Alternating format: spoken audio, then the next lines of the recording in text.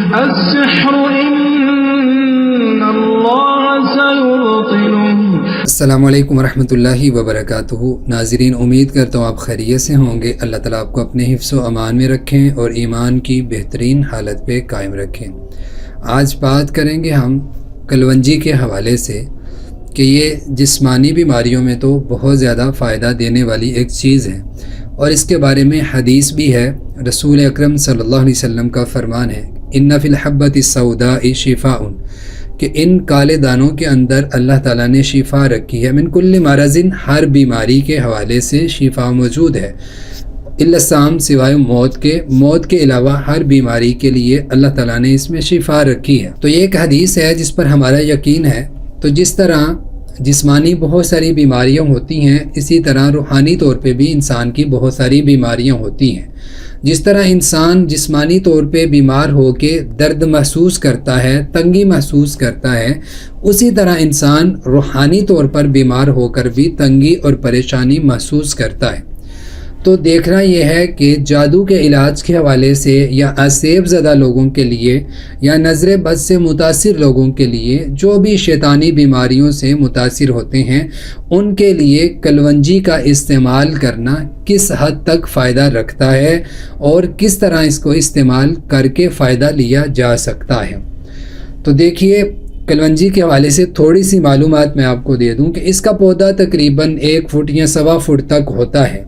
ٹھیک ہے، یعنی 1 میٹر تک بھی یہ بلند نہیں ہوتا، 1.25 فٹ تک اس کا قد ہوتا ہے، اس کی اونچائی ہوتی ہے، اور اس کا مزاج خشک گرم ہوتا ہے۔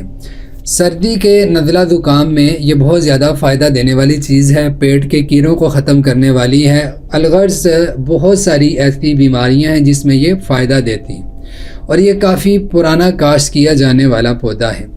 اب اس میں اس کی جو شباہت ہے، جو شکل و صورت ہے، وہ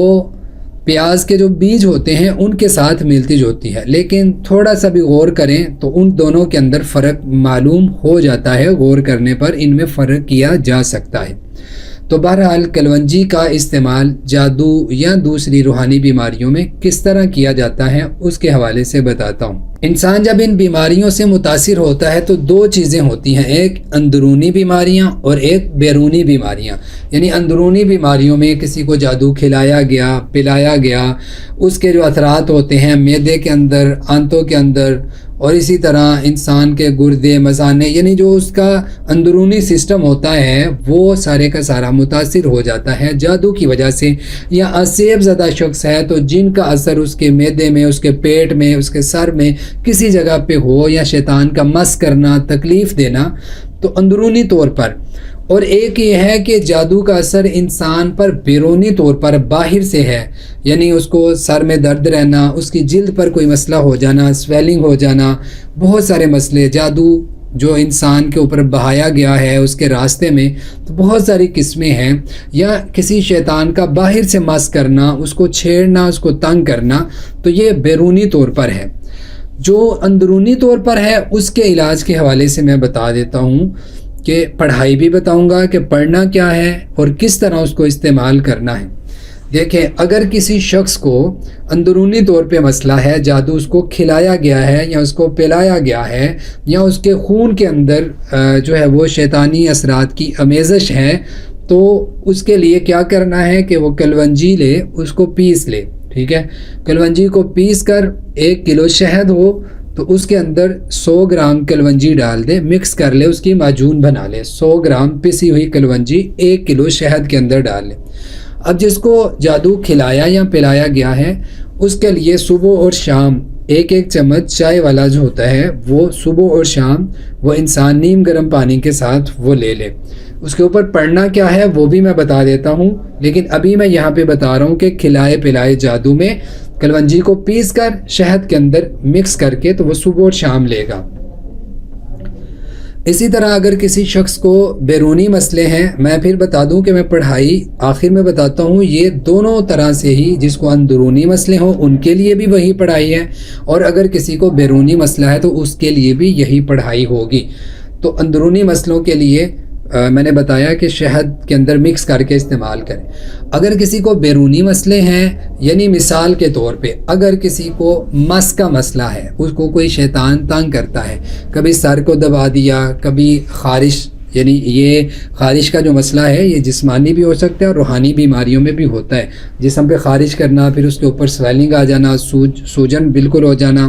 ٹھیک ہے، تو اس کے لیے کیا کرنا ہے کہ کلونجی کا آئل لیں، اس کے اوپر دم کرنا ہے۔ وہ آئل جو ہے وہ آپ متاثرہ حصے پہ لگا لیں، یا کسی انسان کو وسوسے بہت رہتے ہیں، جادو کی وجہ سے وہ انسان اتنا متاثر ہے کہ اس کو ہر وقت خوف اور پریشانی کسی کیفیت، اور اس کا کبھی دائیں دیکھنا کبھی بائیں دیکھنا، وہم کا شکار رہنا، پریشان رہنا ہر وقت، اور رات کے وقت اچانک سے ڈر جانا، اپنے پاس کسی کی موجودگی محسوس کرنا، یا کوئی ایسا شخص ہے جس کے راستے میں جادو بہایا گیا تھا، وہ اس کے اوپر سے گزرا ہے اور اس کے پاؤں کے اوپر سوجن رہتی ہے، ٹانگیں اس کی درد کرتی ہیں، متاثر رہتا ہے اس کا جسم، تو ایسے شخص کے لیے کیا ہوگا کہ وہ کلونجی کا جو آئل ہے اس کے اوپر دم کرے، ٹھیک ہے، وہ اپنے اس متاثرہ حصے پہ، پاؤں پہ سویلنگ ہے تو پاؤں پہ لگا لے، ٹانگوں پہ مساج کر لے، ٹھیک ہے۔ اگر اس کو وسوسے رہتے ہیں تو رات سوتے وقت اپنے کانوں کے یہ باہر والے جو حصے ہلکا سا اس جگہ پہ لگا لے، ٹھیک ہے۔ اگر اس کو یہ محسوس ہوتا ہے کہ کوئی چیز اس کے اوپر آ جاتی ہے سوتے میں، تو وہ اپنے ناک کے جو نتنے ہیں ان کے ارد گرد،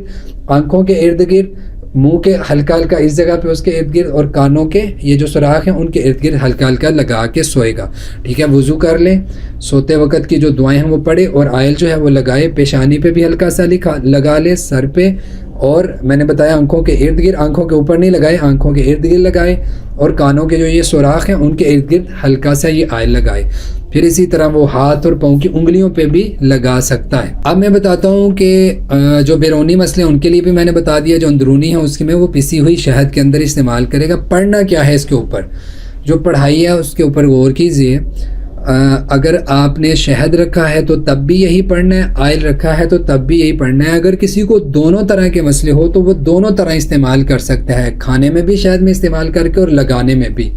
صرف وہ لوگ اس کو استعمال نہیں کریں گے جن کو پہلے سے بہت زیادہ خشکی رہتی ہے، ڈرائنیس کا مسئلہ ہے، جن کو آنتوں کے اندر خشکی رہتی ہے، قبض شدید قسم کی رہتی ہے، اور آنتیں ان کی جو ہیں وہ سوجن بہت زیادہ ہوتی ہے، وہ ان کو استعمال نہیں کریں گے۔ جن کو بہت زیادہ خشکی پہلے سے رہتی ہے، ٹھیک ہے، وہ اس کی بجائے زیتون کا آئل استعمال کر لیں۔ جن کو پیٹ میں، آنتوں میں خشکی بہت زیادہ ہوتی ہے وہ زیتون استعمال کر لیں اس کی جگہ پہ، ورنہ اس کے علاوہ کوئی بھی اس کو استعمال کر سکتا ہے۔ پڑھنے کے لیے آپ 7 دفعہ سورۃ فاتحہ، 7 مرتبہ آیت الکرسی، اور 7 مرتبہ یہ دعا اسأل اللہ العظیم رب العرش العظیم ان یشفینی، اپنے آپ کو دم کرتے ہوئے 7 دفعہ یہ دعا، بسم اللہ الذی لا یضر مع اسمہ شیء فی الارض ولا فی السماء وہو السمیع العلیم، یہ والی دعا 7 مرتبہ پڑھیں گے۔ سورہ حشر کی آخری 3 آیتیں 7 مرتبہ۔ قرآن مجید میں جو 6 آیتیں آیات شفا کے نام سے ہیں، وہ 6 آیتیں گوگل کر لیں، آپ کو مل جائیں گی 6 آیتیں، وہ 3 دفعہ پڑھیں گے، اور سورۃ فلق ناس 7 مرتبہ پڑھنی ہے، ٹھیک ہے، اور درود ابراہیمی 7 مرتبہ۔ یہ پڑھائی آپ کر لیں۔ آپ نے روزانہ اس شہد کے اوپر، یا وہ آئل جو آپ نے لگانا ہے روزانہ اس کے اوپر پڑھنا ہے، 7 دن تک مسلسل کریں۔ اور اس کے علاوہ اپنے نماز اور اپنے صبح و شام کے اذکار یہ بھی کرنے ہیں۔ اس کا معنی یہ نہیں کہ آپ باقی ساری چیزیں چھوڑ دیں گے اور کچھ نہیں کریں گے، اپنے نماز اور اپنے صبح و شام کے اذکار جاری رکھیں، اور یہ والا عمل 7 دن تک کریں۔ اگر آپ افاقہ محسوس ہونا شروع ہو جائے تو آپ اس کو اور دنوں تک بھی جاری رکھ سکتے ہیں۔ تو یہ اس کا ایک آسان سا علاج ہے۔ اللہ تعالیٰ سے دعا ہے اللہ تعالیٰ ہمارے حامی و ناصر ہوں، اس سے فائدہ اٹھانے کی توفیق دیں۔ وما علیہ الا البلاغ۔